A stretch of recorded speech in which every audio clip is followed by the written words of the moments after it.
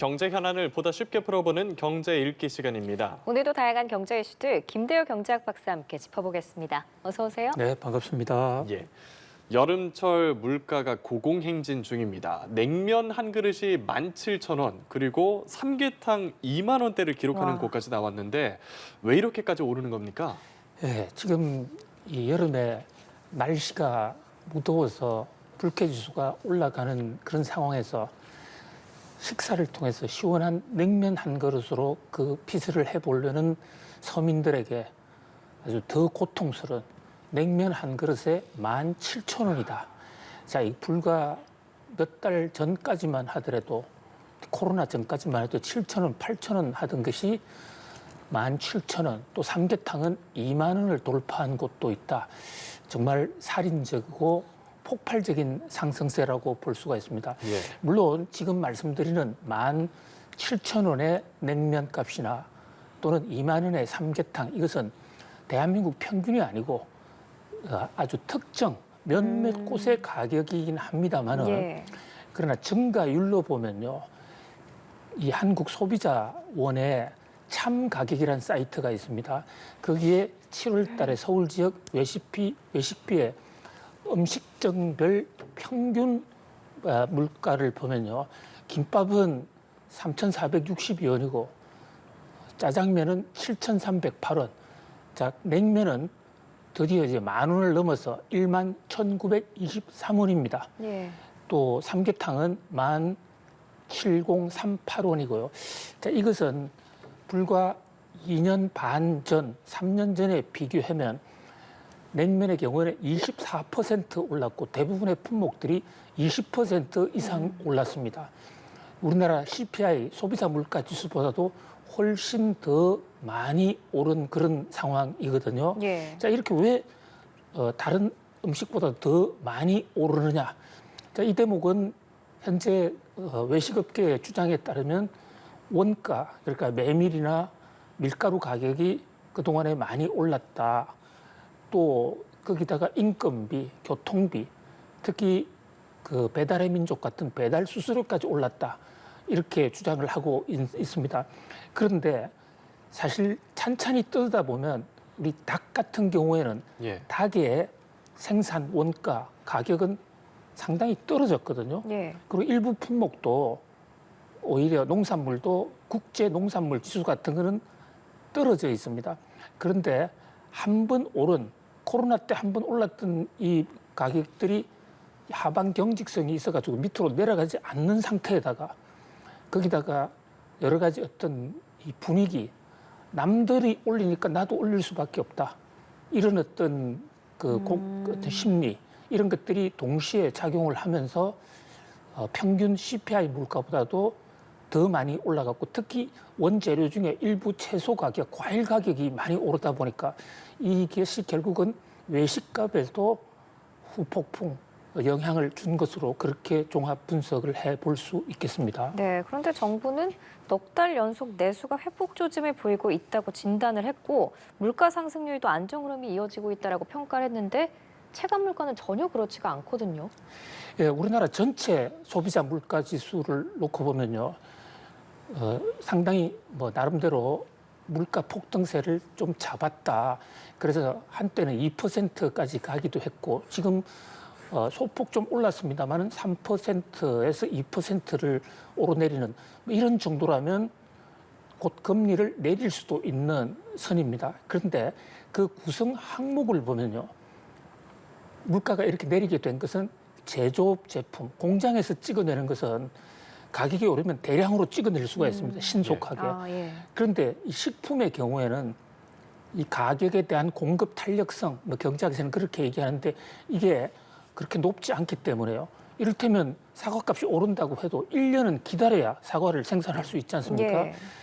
뭐 그러다 보니까 이게 그 한 번 오른 가격이 쉽사리 내려가지 않는 그런 현상에서 종합적인 물가 지수는 상당히 안정세를 보이고 있습니다만은 식료품 가격, 채소로 과일 가격, 이 먹거리와 관련된 가격들이 강세를 보이고 있는데요. 이게 서민들에게 아주 직격탄이 되고 있다. 거기다가 또 최근에 이 외식 물가를 끌어올리는 것 중에는 이 포털 사이트, 그러니까 배달 SNS 등이 수수료를 올렸기 때문에 그 오른 영향이 음식점에도 직접 영향을 주는 그런 악순환이 좀 계속되고 있다 이렇게 볼 수 있겠습니다. 예. 곧 추석도 다가오는데 대책이 좀 필요하지 않겠습니까? 예, 뭐 작년보다는 올해가 좀 낫다 하는 것이 현재 농수축산부의 현재까지의 작황 판단입니다. 최근에 날씨가 너무 더워서 일부 품목들, 특히 일부 뭐 돼지가 폐사를 한다든지 예. 또 일부 채소류 같은 것은 거의 생산 완료 직전에 수확을 못하는 그런 사건까지는 있습니다만은 그러나 작년에 우리가 겪었던 그 과일, 사과를 비롯한 잇단 과일 가격 폭등 그때보다는 어느 정도 뭐 안정이 될 수 있다. 앞으로의 물가 특히 그 마지막 수확기를 앞둔 날씨가 어떻게 되느냐. 예. 그런데 지금 날씨가 계속 고공행진, 그러니까 기온이 계속 높아서 좀 걱정인 상태입니다만은 아직까지는 작년보다는 낫다. 근데 또 하나 이제 문제는 우리 그 전기값이나 가스 가격 이런 것을 정부가 서민 생계를 위해서 상당히 이 희생을 각오하면서까지 억지로 지금 안 올리고 있는 것이거든요. 네. 자, 이런 물가 같은 것도 국제 유가가 오르면 또 한번 흔들릴 수가 있는데 그러나 지금까지는 뭐 작년보다는 물가 사정은 좀 낫다. 다만 앞으로의 중동에서의 상황, 국제 유가, 그다음에 채소, 과일 이런 곡물 가격 이것들이 날씨와의 연관관계가 상당히 높기 때문에 좀 물가 안정에 만전을 기해야 될 그런 엄중한 시간으로 보여집니다. 네, 작년보다 조금 낫다고는 하지만 그래도 서민들의 고물가 부담이 심화되는 와중에 올 상반기 대기업 총수들의 연봉이 공개가 됐습니다. 가장 높은 연봉의 주인공은 누구였나요? 예, 지금 신동빈 롯데 회장, 롯데 지주회 회장이고 뭐 실질적인 오너라고도 볼 수 있는데요. 신동빈 회장이 급여만을 따지면 118억입니다. 근데 그보다 더 높은 분이 있어요. 조현상이란 분. 예. 이분은 이제 효성그룹의 부회장으로 있다가 최근에 계열 분리를 해서 회장이 됐는데 이분은 그 형과 계열 분리를 하다 보니까 종전에 근무하던 회사에서 나와서 새 회사를 차리는 그 과정에서 기존 회사의 퇴직 형태를 밟다 보니까 퇴직금까지 플러스가 됐거든요. 예.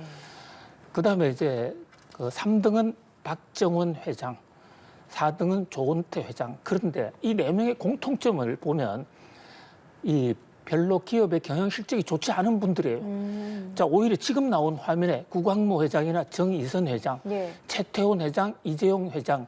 이재용 회장은 한 푼도 받지 않았습니다. 그러네요. 0이네요. 그렇습니다. 예. 구광모, 정의선, 최태원 회장은 비교적 기업도 크고 실적이 좋았는데 훨씬 큰 기업들이지 않습니까? 예. 그런데 이런 분들보다는 현재 두산이나 효성, 롯데 이런 쪽이 급여가 더 높다. 이런 것을 놓고 볼 때 한마디로 이 대기업 총수들 급여에 원칙도 없고 기준도 없다. 그냥 자기가 부르는 게 급여다. 피터 드러커라는 유명한 경영학자가 있습니다. 이분의 논문에요.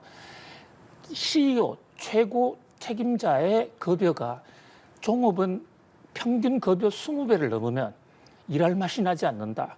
그래서 사회가 흔들릴 수 있다. 이런 어떤 그 이론이 경영학계에서 상당히 주목을 받고 있는데요.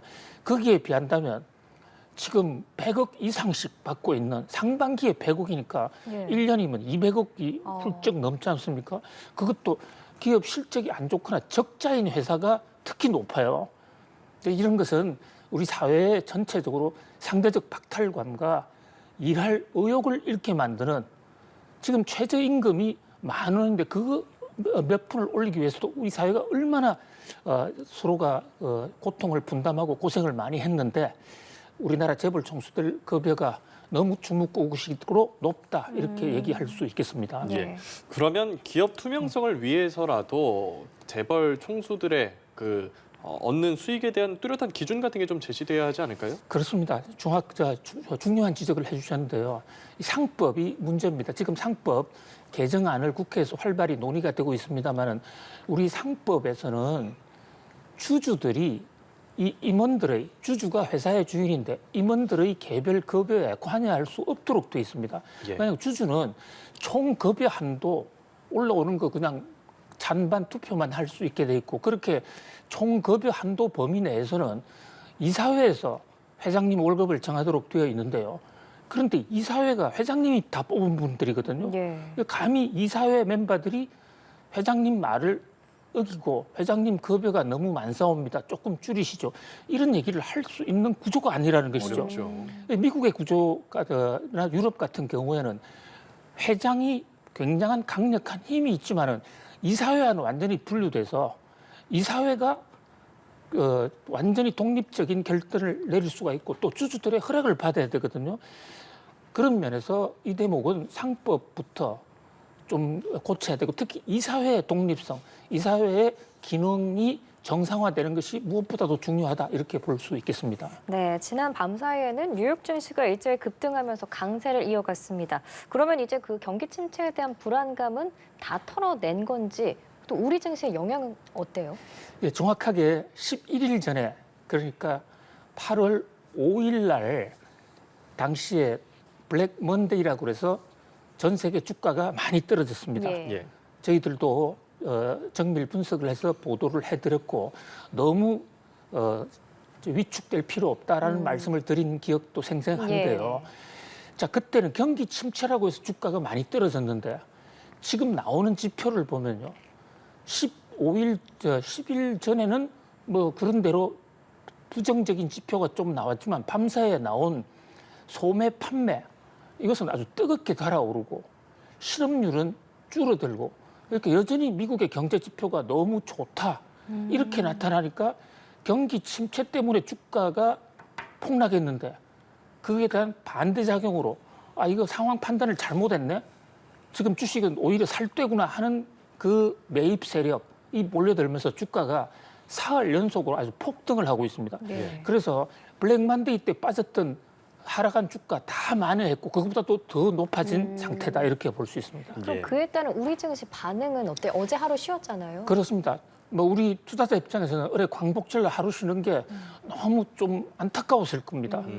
전 세계 주가가 다 올라가는데 우리는 광복절 때문에 주가 오르는 타이밍을 좀 놓쳤거든요. 예. 그래서 지금 오늘 이 시각에는 우리나라 코스피가 2% 정도 올라서 마에 2,700도 지금 돌파하느냐 하는 그 순간에 있습니다. 한국 증시도 미국 증시의 영향을 받아서 뜨겁게 지금 달아오르고 있는 그런 상황입니다. 예, 알겠습니다. 오늘도 김대호 경제학 박사와 함께 경제 이슈들 다뤄봤습니다. 오늘 말씀 고맙습니다. 그렇습니다. 감사합니다.